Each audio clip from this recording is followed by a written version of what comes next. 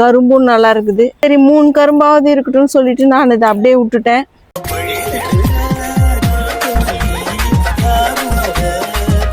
Hello friends, welcome to Sivakami garden. Friends, நம்ம மேலே வந்து செடிக்கு தண்ணி ஊற்றிட்டு பூவெல்லாம் பறிச்சுன்னு வீடியோ பண்ணிட்டு போகலான்னு சொல்லிட்டு வந்தோம் ஃப்ரெண்ட்ஸ். ஏன்னா இது சாயங்காலம் விட்டோம்னா மொத்த பூ செடியெல்லாம் காஞ்சி போயிடும். அதனால் நம்ம மேலே வந்துருக்குறோம். இந்த கத்திரிக்காய் செடி வந்து 2 வருஷத்து செடி. நான் இது வந்து கட் பண்ணி விட்டுட்டேன். மற்ற சுற்றி களையெல்லாம் கட் பண்ணி விட்டுருக்குறேன். இந்த 2 கலையில் வந்து கத்திரிக்காய் வச்சுருக்குது ஃப்ரெண்ட்ஸ். அதனால நான் இதை விட்டுட்டேன். இது பாருங்கள், இந்த கத்திரிக்காய் பெருசான பிறகு நம்ம இதையும் கட் பண்ணி எடுத்துடலாம். இப்போ இந்த மண்ணில் வந்து நிறைய பூச்சி இருக்குது.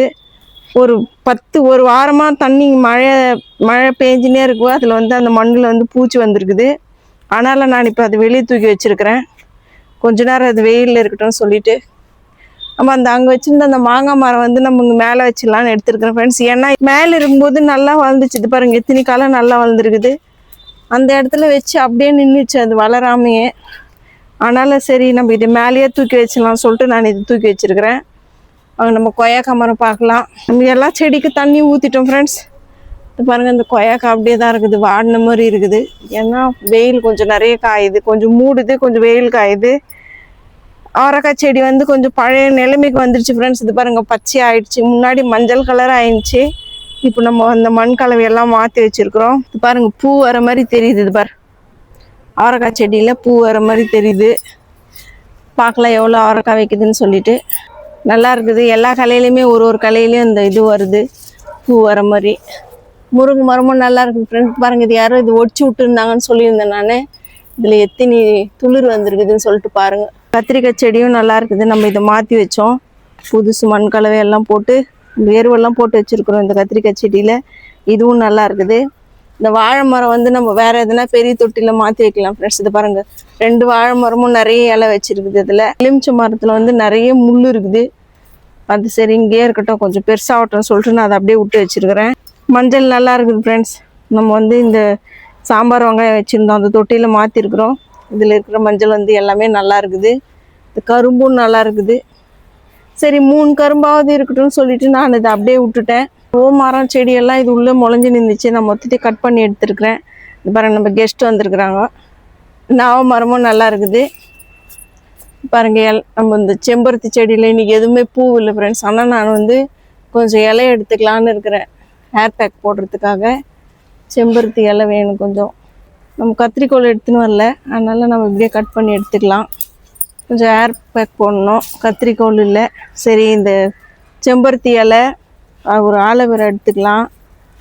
ரொம்ப நாள் ஆயிடுச்சு ஃப்ரெண்ட்ஸ். எவ்வளோ பெருசு இருக்குது நம்மளது ஆலோவேரா. நம்ம இது ஏர் பேக்குக்காக எடுத்துருக்குறோம். இந்த மரப்பு செடியெல்லாம் நல்லா இருக்குது ஃப்ரெண்ட்ஸ். என்னன்னாக்கா இது ஃபுல்லாக நிறைய செடியாக இருக்குது இங்கே. அதனால் இதுக்கு பூக்கிறதுக்கு ஒன்றுமே தெரியல. இது கட்டி விடணும் இந்த செடிங்களை. இந்த சீத்தாப்பள்ளி மரத்தில் வந்து இது கிட்ட வந்தாலே நம்மளுக்கு ஒரு தோறு வாசனை தான் வருது, இந்த பழம் அந்த மாதிரி. இந்த முருங்கை மரமும் நல்லா இருக்குது. சரி, நான் வந்து இந்த நெல்லிக்காய் மரம் இங்கே இருந்துச்சு ஃப்ரெண்ட்ஸ். இது ஓரத்தில் நான் அதை வந்து உள்ளே தூக்கி வச்சுட்டேன்.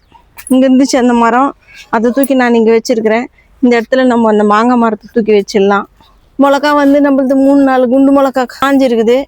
மொத்தத்தெல்லாம் இதை கட் பண்ணி எடுத்துடணும் இந்த கலைங்களை. செடி பெருசாகிடுச்சு, ஆனால் இந்த முறை சரியாக அப்படி மிளகா வைக்கல ஃப்ரெண்ட்ஸ். குண்டு மிளகா, நீட்டு மிளகா கூட எதுவுமே அப்படி அளவு எதுவுமே இல்லை. மறுபடியும் இப்போ தான் அது பாருங்கள், சின்ன சின்னதாக வருது. மற்ற சுற்றி இருக்கிற கிளைங்களெல்லாம் கட் பண்ணி விடணும். இதில் பாருங்கள் எவ்வளோ பக்க கிளை வந்துருக்குது காக்கடா செடியில். இதுலேயும் இன்னும் அரும்பு வரல. அரும்பு எப்போ பூ பூக்குமா என்னன்னு தெரியல. அது இந்த நிறைய நம்மளுக்கு அரும்பு வச்சுருக்குது இந்த முறை ஜாதி மல்லியில். இது பாருங்கள் எவ்வளோ பூ பூத்துருக்குதுன்னு சொல்லிட்டு தெரியுதா? எவ்வளோ பூ பூத்துருக்குது பாரு.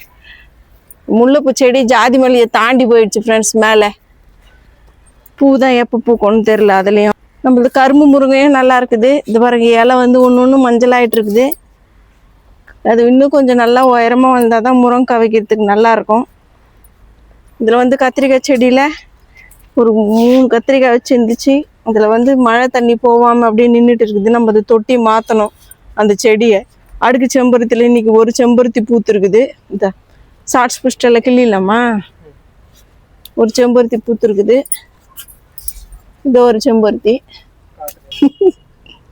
ஆரஞ்சு செம்பருத்தியில் வந்து இன்னைக்கு 1 2 3 செம்பருத்தி பூத்துருக்கு ஃப்ரெண்ட்ஸ். ஆனால் நம்ம சாயங்காலம் வந்திருந்தோம்னா ஒரு 5 மணி 6 மணிக்கா இது மொத்தமே காஞ்ச மாதிரி ஆகிட்டு இருக்கோம். இந்த கத்திரிக்காய் செடி நம்ம வந்து புது தொட்டியில் மாற்றி வச்சோம் ஃப்ரெண்ட்ஸ்.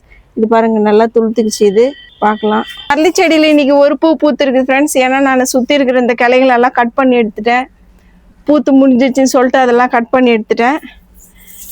இன்னைக்கு வந்து இதில் ஒரு பூ தான் பூத்துருக்குது. இன்னைக்கு நம்ம கார்டனில் இவ்வளோதான் ஃப்ரெண்ட்ஸ். இந்த செம்பருத்தி செடியிலெல்லாம் எதுவும் இல்லை.